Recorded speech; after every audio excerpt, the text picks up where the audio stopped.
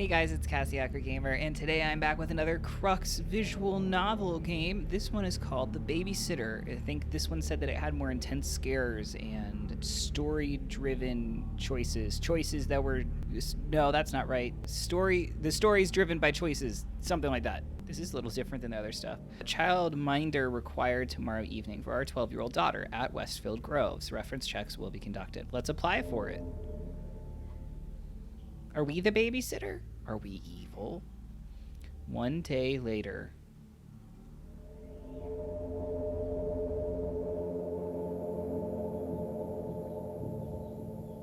This suburb, Whitefield Groves, is one of the more exclusive neighborhoods in the city, but it's on the outskirts of town, pretty much in the middle of nowhere. This house, like all the other houses in this neighborhood, is set far apart from its neighbors. This sure is a nice place, with a well-maintained lawn and a pool, although at this hour it does seem a little foreboding. It's just about 7 p.m. and it's already full dark. The house seems quiet. Mrs. Raj, the woman who called you back after you sent in your application, asked you to be here by 7:30 p.m. and had been particular that you'd be on time. Mrs. Raj told you that she and her husband, Dr. Raj, were going out for the evening and she didn't want their daughter home alone. The fact that the girl is 12 and requires a sitter indicates there may be some issues. Or it could just be that the child doesn't like being alone at home after dark. That's also quite normal. Mrs. Raj sounded like a very exacting kind of parent, the type who's very mindful of every aspect of their child's care. She asked you a lot of questions about your background and your qualifications. She seemed pretty finicky. You can't blame her, really. These days, most parents, particularly the rich ones, pay a lot of attention to their child's upbringing. It's the nature of our times, and it pays to be vigilant. Since you've been registered with the Guardian Angel Child Care Agency for the last 3 years, you've got good references, so you were pretty confident you'd get the gig. It pays well, too. Well, you're here. You're about half an hour early, which you hope is not too early for them. You'd better ring the doorbell to let them know you're here. Okay, ding dong.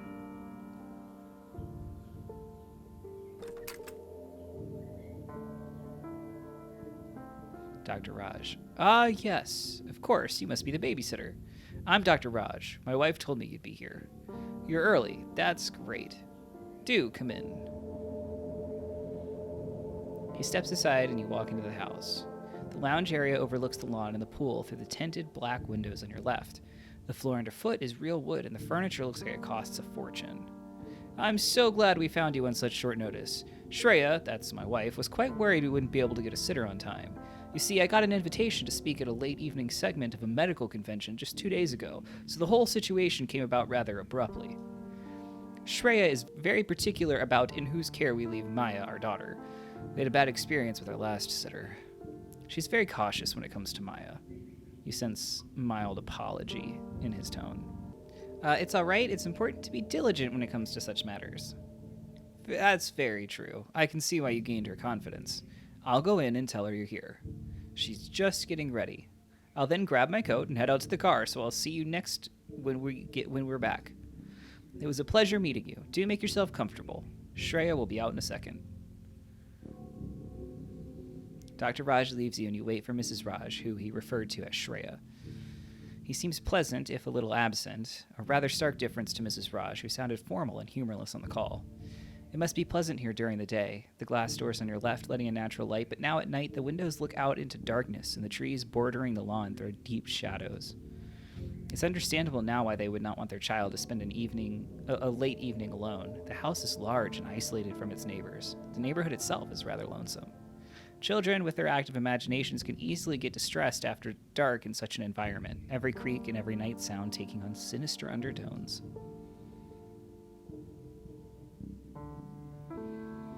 Hello there. We spoke on the phone. Thank you for being early. I appreciate that. As Anand, my husband, might have told you, we're attending a medical convention, and he is one of the keynote speakers for the evening. The organizers just called us a few minutes ago and told us that the traffic around the convention center is a nightmare and that we should start out early if we want to get there on time. So now we have to leave half an hour earlier. The organizers seem so, disorganized. Her tone is clipped. She's clearly a woman who does not like it when her plans go awry or situations get unpredictable. I'm really glad we were able to find a sitter on such short notice. I know Maya seems quite old to be needing a sitter, but I try to avoid leaving our daughter home alone if possible. Quite understandable, the house does seem rather foreboding after dark.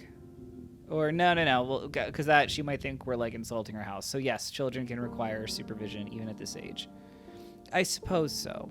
Maya's actually quite independent. It's just that she's going through a difficult time right now. How so? Well, we recently moved here from another state about 6 months ago. Anand got an offer to be director at the NHU hospital. Oh, wait. Isn't the NHU, wasn't that also in Umbra Mortis? I think that was also mentioned there. We wanted to stay together as a family, so we packed up and shifted our lives. It was a rather abrupt change for Maya, leaving her old friends, her old life, the home she grew up in. She's taken it a little hard. She hasn't made any friends at her new school. She spends a lot of time alone. Anand feels guilty about it because we moved for his work, but the directorship at the NHU hospital is a once-in-a-lifetime opportunity. It's only right for him to accept it. Maya's behavior doesn't make it easier on him, though. Couple that with her overactive imagination, and it can get a little stressful. Okay, change can be hard. Yes, that's true, but you have to understand that Maya's a wonderful child. In fact, she's bright for her age, which may be part of the problem. She's thoughtful, she reads beyond her years, and she's surprisingly mature for her age. It's just that she still hasn't come to terms with the move. And unfortunately, she's expressing her distress in rather disconcerting ways. How so?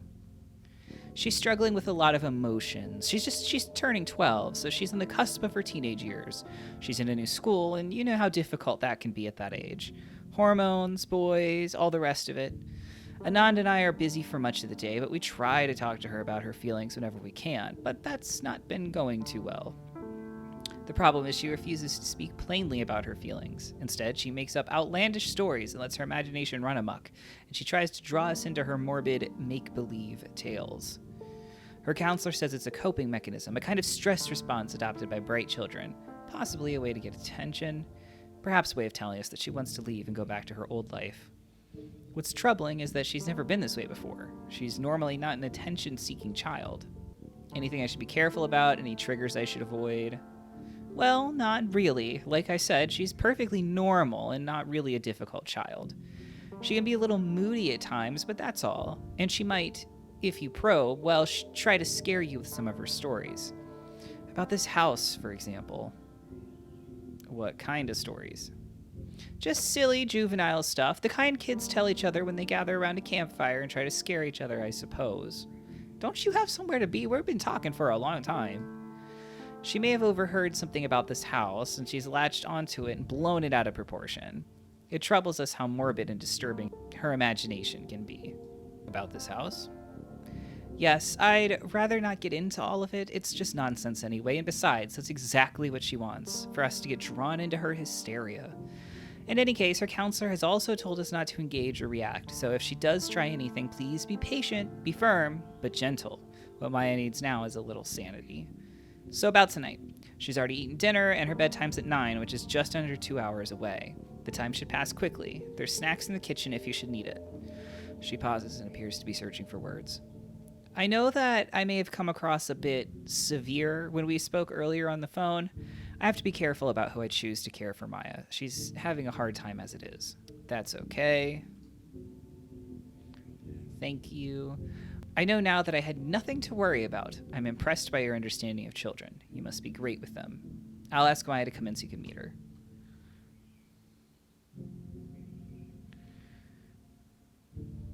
You hear voices approach, Shreya's and that of a young girl's. They're speaking in low voices, but you sense tension and conflict in their voices. The child's tone is brusque. I'm stupid and irate, while Shreya's tone is stern. This is Maya. Say hi, Maya. Maya. Hi. Her voice is so low you can barely hear it. I was just telling Maya that we're only away for about 3 to 4 hours and that she must go to bed no later than 9. She'll cooperate, of course. Isn't that right, Maya? You sense a warning in her tone. Maya? Yes. That mumbled reply again. It's great to meet you, Maya. Right, we have to be off then. So if there's anything, please call. I expect you'll be fine. Maya is in good hands.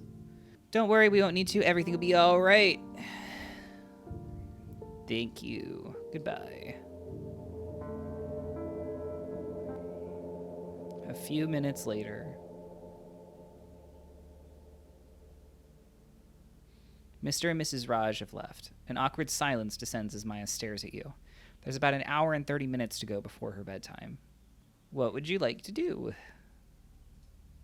Okay. You want to watch TV or read a book? No thanks. All right. That awkward silence again. You shouldn't have come. You shouldn't have taken this job. You should leave. Why should I leave? Because you're not safe here. Go while you can. What am I in danger of? I can't tell you because you'll not believe me. Nobody believes me. Maya, how about we talk about something pleasant? What are your hobbies? I don't really want to talk. I'll go up to my room now. Will you be okay by yourself? I'll be all right. I'm old enough to take care of myself, you know. I told them not to get me a sitter. It's not safe. I'm sure you can take care of yourself, but your parents just wanted to make sure you're okay. My parents don't really care about me. If they did, they'd listen to me. They don't. Anyway, I mean, it's not safe for you. You already told me that, but what am I in danger from? I just want you to leave before something happens to you. It feels like you're going in circles with her. Well, why don't you tell me exactly what exactly I'm in danger from? I can't. I know what happens if I do. You'll think I'm crazy. You'll laugh or patronize me. I guess patronize. My bad. Anyway, at least I tried. I'm heading up to my room now. What are you going to do up there? I'm going to read, maybe write in my journal. What does it matter anyway? Don't worry, I'm not going to burn the house down or anything. Just, look, if you're not going to leave, then just, whatever you do, don't go near the basement, okay? No matter what you hear, just don't go near it. Please. She leaves you standing alone. Ouch. That didn't go too well. It was just as Mrs. Raj said. Maya is definitely a troubled child. Yeah, totally we can tell that. No sooner had they left than she began to try to make the situation uncomfortable. Oh, no, you should believe the kid, though. You'll just have to ride this out. If she spends the rest of the evening upstairs, things should be fine. You can hang out here in the lounge, pass the time until the parents get back.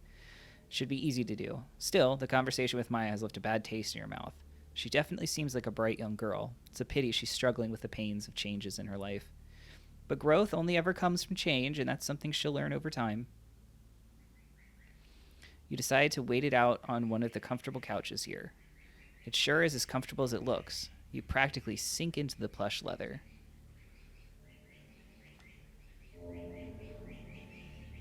"10 minutes later. Babies!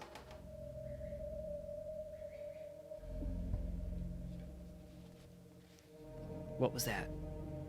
Sorry, I missed it. I've got baby geese that are arguing with each other right now and making it difficult to concentrate on this game. It came from the floor somewhere. It sounded like a door opening. Did Maya come back down? Go and investigate. The sound came from near the staircase over there. You distinctly heard the creak of a door opening. This had better not be Maya playing around. There are 3 doors here. The door to your left, the door to the right of the stairs, and there appears to be a door behind the stairs, under it. The stair leads up to another floor, presumably where the bedrooms are. The sound you heard, that creak of a door opening, came from one of these doors. You're sure of it. Check the doors and find out which opened. Check the door to your left. This is probably the basement. It appears to be shut. You should try the door to make sure.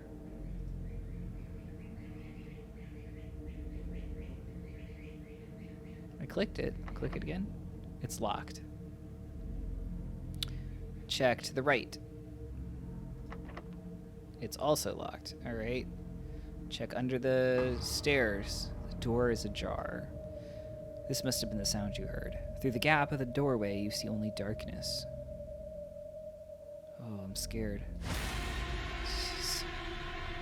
What are you doing? I told you to stay away from the basement. Jeez, you scared the hell out of me. I told you to stay away from the basement. Why don't you listen? Why doesn't anyone listen? Maya, what exactly is going on? You don't gain anything by doing this. What's that supposed to mean? Are you accusing me of something? I'm not doing anything. Your mother warned me you'd do something like this. Ma blames me for everything. I bet she told you I'm making up stories. She tells everyone, even total strangers, but I'm not making stories up. I bet she didn't tell you what the real estate lady told us about this house.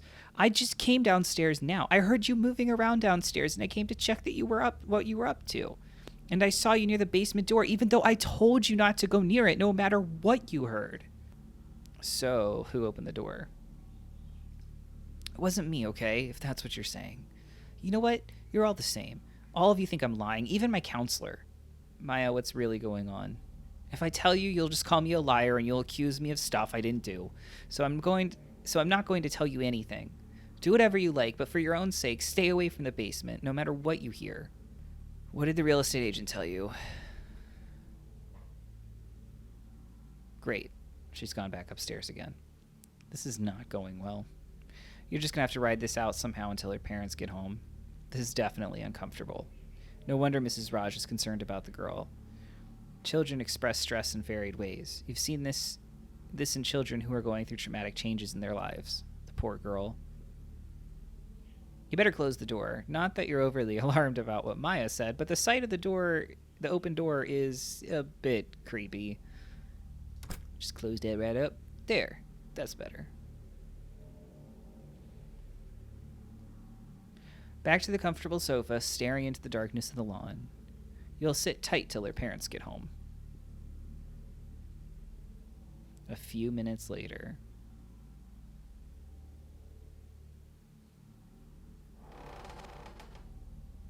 Really? Again? Come on, this isn't funny anymore. Why would she... Go and investigate again. What the hell is that? Someone crying? It's coming from over there near the stairs. Maya, are you okay? There's no response. It's coming from the door behind the stairs. Maya? Still no response. This is really aggravating. The sound of the weeping is troublesome. The door is open again. The crying is coming from the pitch darkness behind it. There's no way you're going to open that door. Maya may be in there ready to spring out and scare you, and you're not up for being jump scared. You don't really want to die of a heart attack on a babysitting gig. That's not what you signed up for. You better shut that door. I'm scared something's going to jump. Okay. Phew. The crying stopped. This can't go on. You'd better put a stop to it now, or she'll keep doing this all night, and by the time her parents get back, you will have died from fright. It's probably a good idea to talk to her. Confront her. You could wait right here till she comes out of the basement. She can't stay down there forever. Or you could go upstairs and wait there. When she sneaks up, you could go and catch her in the act, and then talk to her openly about what she's doing and why it's not going to help the situation. Let's go upstairs. Mrs. Raj told you to be gentle but firm. Maybe it's time to focus on the firm a little. Talk directly and firmly to her. Ask her about whatever's bothering her. Maybe what she needs is a direct talk. Sometimes the best way to address something with children is to get to the heart of the problem. She might open up, and that would make things easier for her. I feel like I'm doing an instructional video or something for how to handle kids in crisis. There are 3 doors on the side of the hallway. One of these doors is probably her room. You feel exposed standing here in the hall. She might see you before you see her. Maybe you could wait inside her room for her to get back. That would startle her and even be a kind of gentle prank right back at her. Sometimes the best way to get a child to listen is to give them a taste of their own medicine. You should probably try the doors to find out which one's her room. Locked. This must be it. It's a pretty nice room. She's not here. Of course she isn't. She's downstairs, crouched in the basement, perhaps getting ready to make those awful sounds again. Still, you feel a little guilty about being in here. It is, after all, her bedroom, and therefore private.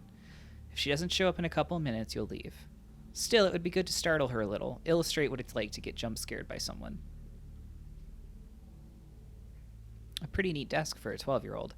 It must be where she spends her time studying and reading. There's an open book on the table. Something about that book draws your attention. It's filled with urgent, handwritten text. Curiosity grips you. You really shouldn't be here in this room, let alone looking at her desk, but something about the writing, about its manic scrawl. The writing is dated a couple weeks ago. You feel compelled to take a closer look. Thursday the 11th. I heard her again last night, after both Mama and Dad had gone to bed. I was lying in bed nearly asleep when I heard the sound of her weeping downstairs. I knew what would come next, and sure enough, I heard the faint shuffle of her footsteps as she made her way up the basement steps and up the stairs. Then she was in the hall outside my room. I heard the squeak of my room's door handle turn. I stayed under the blankets, my eyes shut tight. Thank God I had locked the door. It's become a compulsive habit and drives Ma and Dad crazy. I'm going around locking every door in the house, maybe from my anxiety. After a time, she went away. February 12th. At breakfast, I told Ma that I had heard the sounds again the previous night. The weeping and the footsteps. Ma glared at me, and Dad didn't even bother looking up from his plate. Ma said, "I want you to stop this, Maya. It's becoming tiresome and annoying. There's no one else in this house but the three of us." "What about what the real estate lady told us before we moved in here?" I blurted. "She said that was a tragic accident, but it happened in this house many years ago. It has nothing to do with us. You're obsessing and imagining things." Ma was almost in tears. I nearly burst out crying. It wasn't always like this. In our old life, before we moved here 6 months ago, they used to listen to me and take what I said seriously. Now they no longer believe anything I say. Oh, how I hate this house. But am I going crazy? Is she real? Am I the only one able to see and hear her? Oh, that's creepy. I remember when I first encountered the lady in the basement. It was just after we moved in, and I was alone downstairs and heard the basement door creak. I went to check. I went down there and nearly died from terror. I ran upstairs screaming and told Ma and Dad about what I saw. They were alarmed, and Dad searched the basement and then the whole house. But he found nothing. All he saw in the basement was the old packing boxes stored there. The lady in the basement. How I remember when I saw her coming up the basement stairs out of the darkness. I remember a blast of rage and malevolence and feared for my life. Another time a week later at night, I heard her weeping downstairs. I ran to Ma and Dad's bedroom and crawled into bed with him crying. Dad searched the house again. He searched the basement, even though I got hysterical and begged him not to, and he found nothing. This happened a couple more times. Now they look at me with concern, not with concern, but with suspicion and even anger. Ma thinks to my counselor, that I'm having some kind of breakdown brought by our move across the country and teenage hormones. It's true that I hate this state, I hate my new school, and most of all, I hate this house. I wish we'd never moved here, but could they all be right? Could it be true that the trauma of change is driving me insane, making me see things? Seated by that awful story the real estate agent lady told us about what happened in this house all those years ago? Am I going crazy? Some nights I lie in bed, wide awake, waiting for the sounds from the basement to start, frozen in terror. Friday the 27th. Okay, so I'm not the only one who hears or sees her, which means I'm not going crazy, but it also means the situation is dangerous. Yesterday, Ma and Dad had to attend a party thrown by an old friend of Dad's. I think it was one of those boring adult parties where everyone stands around sipping drinks and talking late into the night. So they hired a sitter, a sweet 22-year-old girl, Nadia, who goes to the BH college nearby. I really liked her. She was so pretty. I was up here, and it was at around 9 when I heard her scream. I ran downstairs and found her cowering behind the sofa, her face ashen. She was pointing towards the basement door.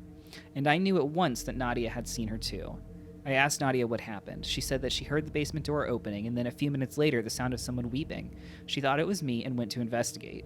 She opened the basement door wide, and then... Oh. Hey, just what do you think you're doing in here? You're reading my diary? This is so creepy. I'm gonna call my mom. I should have locked my door. I went to the bathroom, and just for once I didn't lock my room. And see what happens? Please, leave my room.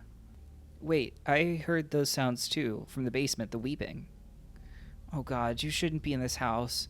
The last sitter, it didn't go too well for her. You should just leave the house now. What happened to the previous sitter? I guess you mean Nadia? She saw the lady in the basement. That's how I think of that thing down there, in caps. Nadia heard her crying. She thought it was me, and she went down to the basement to investigate. When I found her, she was screaming and hysterical. I could barely understand what she was saying. She said that the woman came at her. She called my mom and told her that she was leaving the house, that she didn't want to stay a moment longer. Mom was furious and asked her why, but Nadia would not say why. I mean, it sounds crazy when you talk about it out loud, so I don't blame her. Also, I think Nadia didn't want to think about what she saw, let alone talk about it.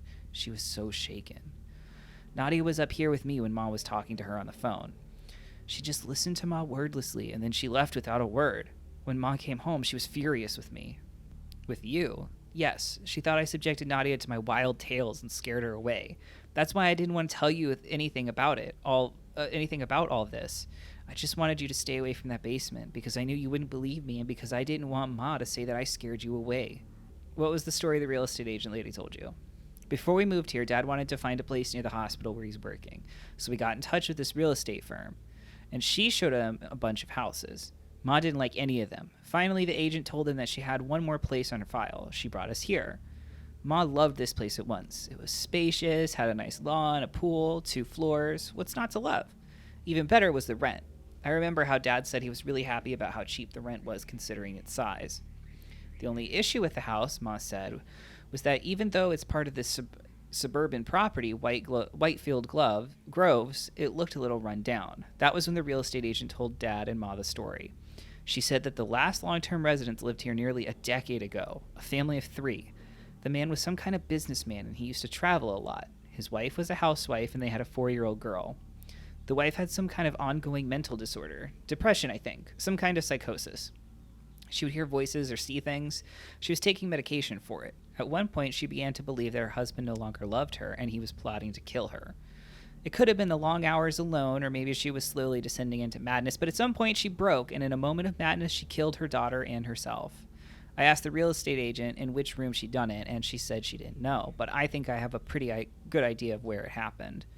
The house stayed vacant for a long time. Bad mojo, I guess? There were a couple of residents in between, but most stayed for a short time and moved on. I guess they either saw something or felt uneasy. This house had been empty for almost 3 years before we moved in. Okay, tell me about the lady in the basement.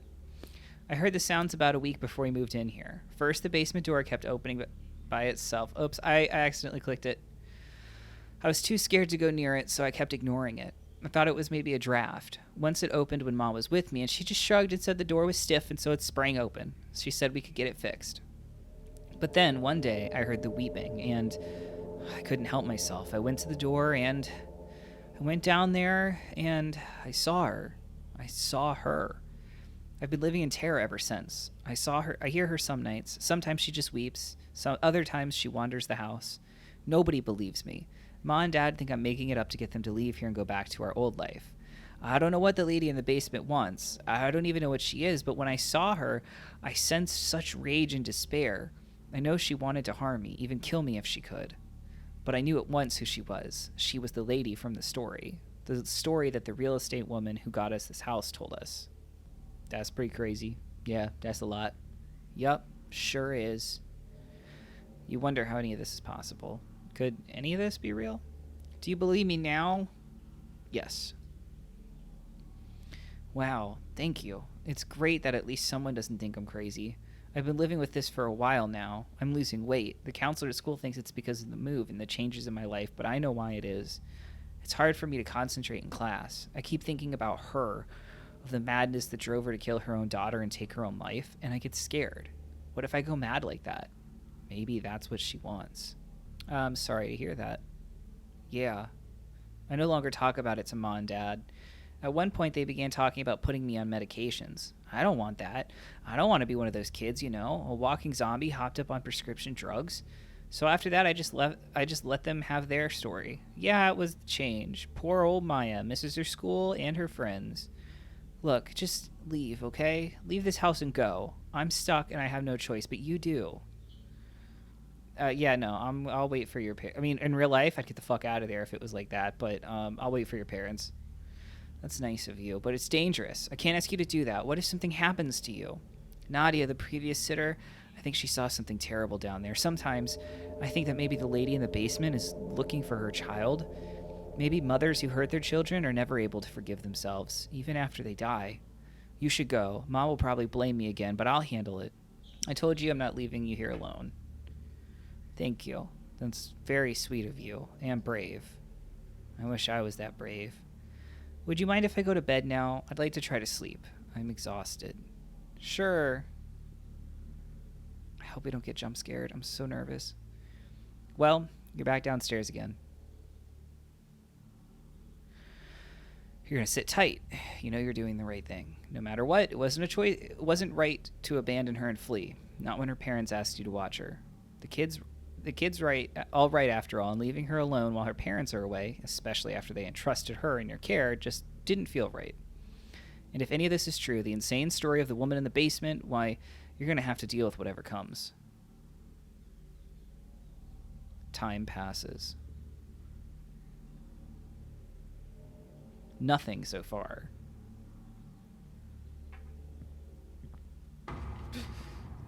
Crap, here we go. Footsteps from somewhere down below, from the basement. The basement door. That was the basement door again. You've got to see this through. You're not running away. You have to find out the truth. Even though your heart is running so hard that you fear it might crash, can any of what Maya said be true? It's wide open. The sounds are coming from down there. A smell comes wafting up, a vile stench of corruption, of something long gone to rot. The smell is overwhelming, overpowering. It hits you like a fist. What terrible thing walks down there? Go down the stairs. It's pitch dark. That smell, it's unbearable. It's difficult to think. There's moldy boxes piled up at the center of the room. Who's there? You feel a sense of foreboding. A suffocating blackness overwhelms you. Darkness descends, clouding your mind. You cannot move, cannot even breathe. Terror grips you. A despair unlike anything you've ever known fills you. You sink into it, grief rising in you like a black tide.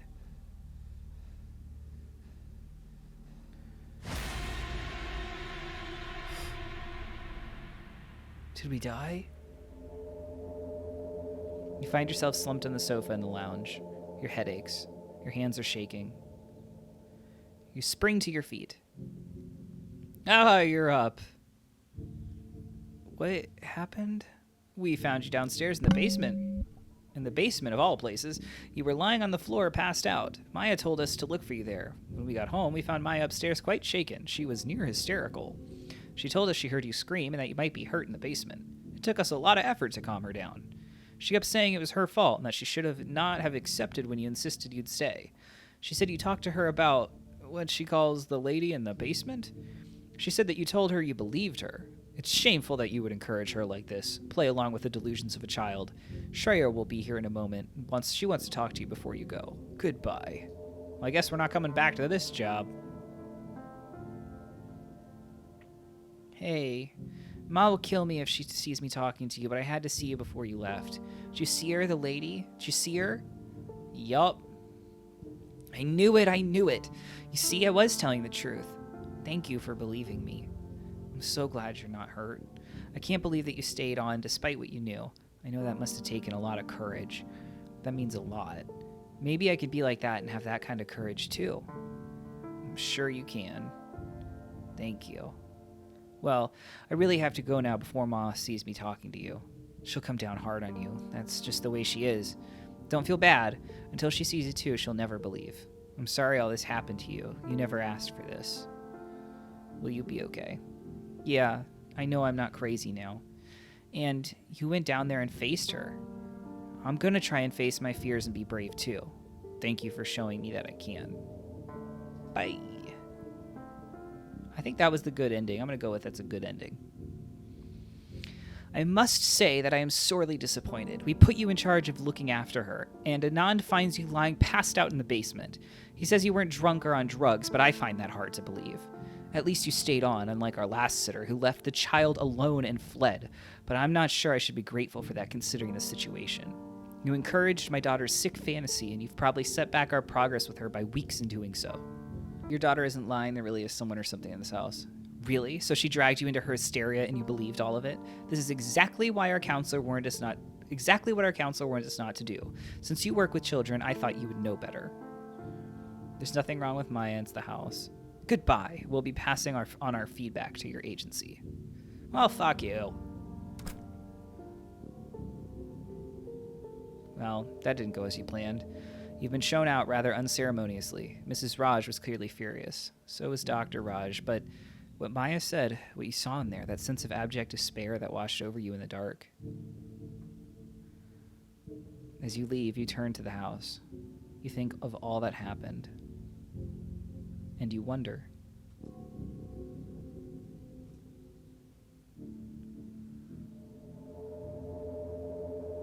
One week later.